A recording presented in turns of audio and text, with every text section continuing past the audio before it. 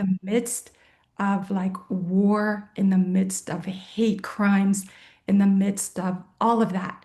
Mm-hmm. It's to be able to rise to that level, and I'm teaching myself and I'm still learning, Yes. is to just become aware of my triggers, Mm-hmm. and allow for the triggers to point out where I need to be maybe a little bit more heart-centered, a Yes. little bit more loving, and a little Yes. bit more compassionate, not just outwardly, but towards myself. Mm. Yeah. That's a secret sauce right there. So I'm going to start with this. I want to explain to you from my perspective what God represents. And I love it because everything that you're saying now, I argued a lot in the beginning because the word God is so convoluted. And I want everyone to remember I'm using the word God because it's worldwide. Everybody knows when you say God what God represents. But there's no name that we need to identify or quantify what God represents to anyone. So just saying God is not enough because sometimes it feels as if just saying God, it diminishes what the aspect of God really is. But I have to use that word because it's what most people will identify. And they identify it different ways. They identify the word God firstly with judgment. What God? Which God? And if it's from a faith, which denomination? And the judgment keeps peeling it away. And the convolution with the word God, which should not be. And the first time I asked, well, what should I call God? Because when I just had my NDE, I was confused. I was like, do I say source? Do I say presence? Do I say the universe? Because if you say universe to some people, they're like, how dare you, you know? And you have this feeling like, so what do I do? And I remember Archangel Michael is kind of more that one, especially when you want to cut away something. And that's why I love the house with many rooms, this mansion with many rooms that Michael showed me, because God does not need to be identified. But every person on this realm who has a perception of what God means for them, if you want to just own that for yourself, well, you create for yourself a room of God. So you can call it whatever you want to call it, Abba, God, universe. The presence and the source of what God represents is simply love. But I remember I was talking to somebody one day and they gave me this visual and I love it. Somebody asked me, so Nikki, what's God? How do I quantify God in the physicality? And this was beautiful, Liv. So maybe this will help somebody else.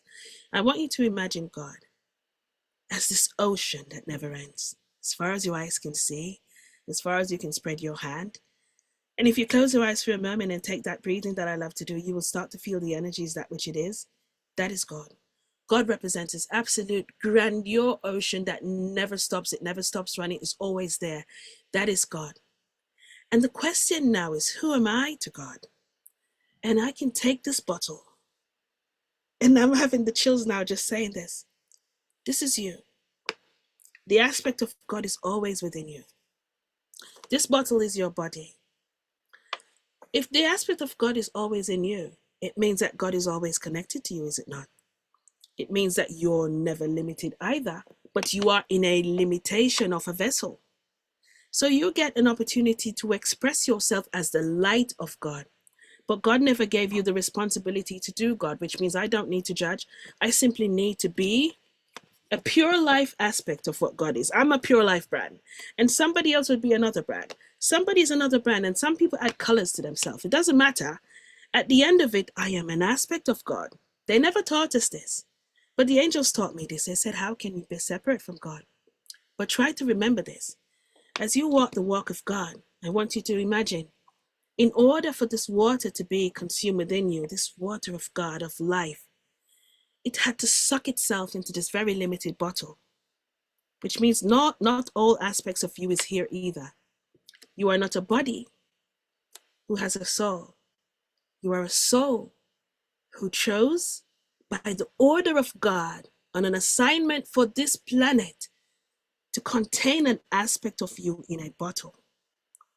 But as long as you shall exist, that ocean is always there, which is God.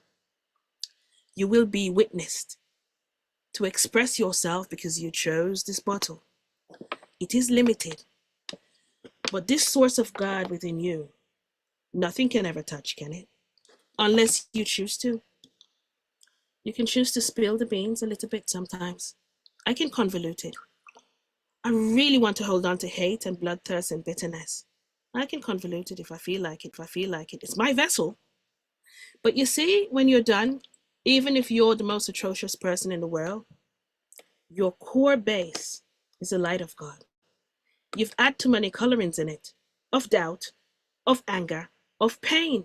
When you look at it, you don't see clear water anymore. But within the core base of that is God. So I can choose in any moment to see the light of God within me. That's how God asks you to see everyone. Even if they've colored their water too much, Liv, and all I can see is anger and hate, like this friend of yours, there is an aspect of her at some point in her life where she just believes, I am going to just be this individual.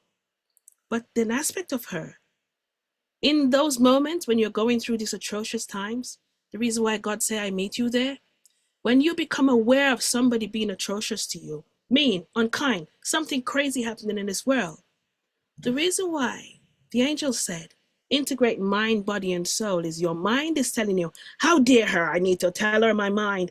I need to be this. Your mind does this because that's what the mind knows. That's a story that the mind has been told. If somebody crosses me, I'm going to meet them in anger. But if you will allow yourself in that moment, which is what the angels teach, to feel, your body never lies. Your body starts to give you this feeling, oh my gosh, I'm feeling this anger in, but it's not taking your power away. It's saying, live, feel. Do you feel that anger? What was it triggered from?